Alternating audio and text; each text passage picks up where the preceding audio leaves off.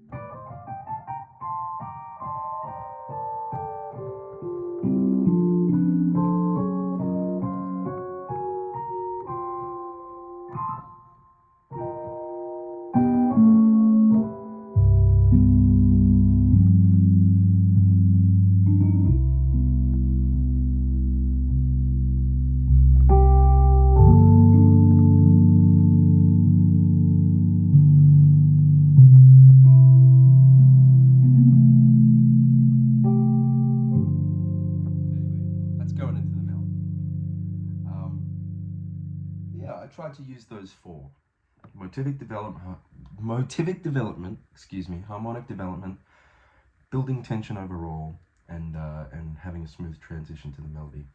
And I'll break down each one. So what was I doing? What was I doing? I can't remember what I was doing. Motivic development, I was playing the melody.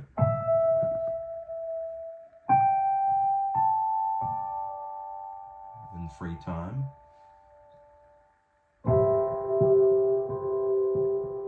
Just doing this.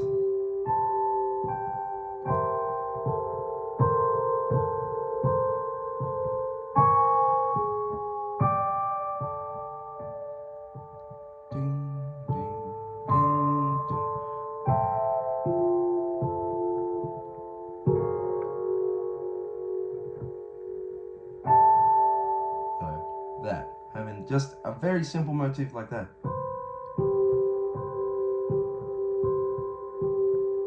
And that assists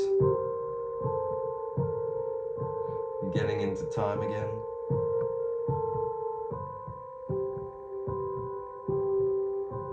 From playing rubato. And definitely playing the melody is a big thing for me. Being able to identify the melody in an introduction as if it's an overture, you know? The point of an introduction is to enhance the overall impact of the piece. When I'm on a gig and I go into playing something, I'm not interested in, oh, I need to show everyone how fast I can play and how great I am. I want to show that I have some level of emotional integrity and dignity playing a tune like this. And it's a beautiful tune. So I definitely think it's one where you need to tread lightly. Harmonic ideas. I actually ended up playing a different melody. I was playing, if anybody caught it, I was playing My Shining Hour.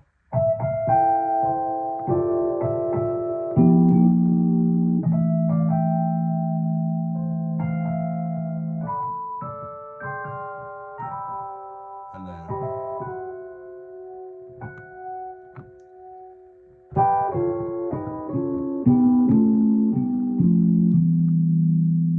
that's just augmented chords.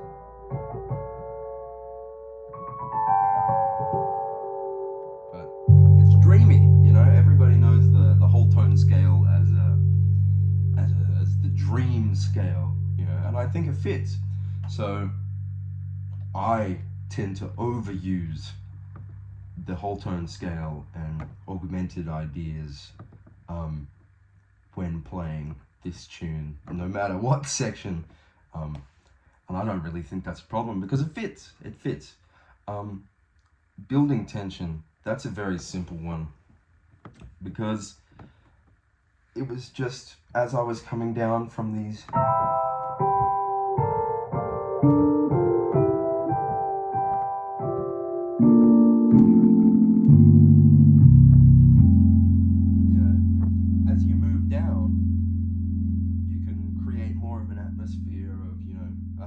grandiose sound, you know, as you introduce the bottom register of the piano. So building tension is something that I hope anybody could do as an improviser, because that's a very important thing, and being able to bring that tension down again, you know, and that's number 4, having a smooth transition into the melody. You know,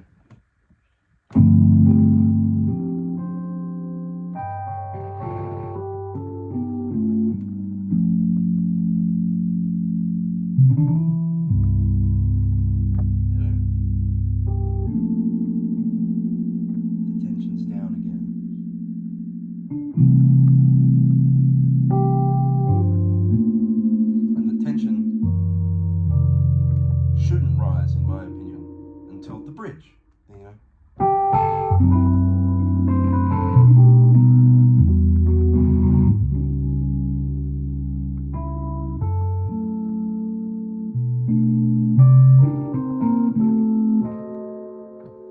like that. Um, so yeah, I just wanted to briefly go over those little ideas about playing an introduction as a pianist, because I understand that so many pianists want to sound like Keith Jarrett or Brad Meldau when they're playing an introduction to a ballad. But the only thing they really take from it is chops and duration. You know, you hear Keith Jarrett, he'll play 5 or 6 minute long intro to a ballad that everybody knows, but it's completely unrecognizable in the introduction. And that's what's beautiful, because he builds the tension and lowers the tension, and he's able to have a smooth transition into the melody. And it's a true improvised overture or prelude. And when I go to gigs, and especially gigs with a pianist as the band leader, I notice it's really just not authentic to the spirit of the piece. And that's what's really important, is whenever you're playing a piece, whether you're playing a ballad as a burner, or a burner as a ballad, or you're changing the time signature, or you're changing the key, or you're playing a contrafact, I think that in all of those situations, the original melody, and especially the lyrics, even though I don't really sing, they all link back to the piece. Sorry, I lost my train of thought. But they all link back to the piece. And it would be in very bad taste as a musician not to show that you have some sort of have a sort of inherent respect towards the music. And that's what I'm going to be talking about, hopefully in a bit more of a structured way in the next little clip that I do. Because I prefer not to talk too much about the music. I prefer to just play, but I'm not doing this to show off. I'm doing it because I want to share what I know, and I'm very much interested in hearing what whoever's on the other side of this screen knows and wants to share with me. But yeah, I want to talk about the spiritual side, the level of integrity that you need to have when you approach this instrument and you approach certain pieces, or the music of certain composers, or original composition. That's something that I'll be speaking about quite a bit, because writer's block as a jazz composer is, it's fucking deadly. But anyway, I'll leave it at that. Lots of love to you all, and I hope through my incoherent rambling you're able to pick my brain a little bit and get some cool ideas out of it in this 16 minutes. Anyway, bye-bye.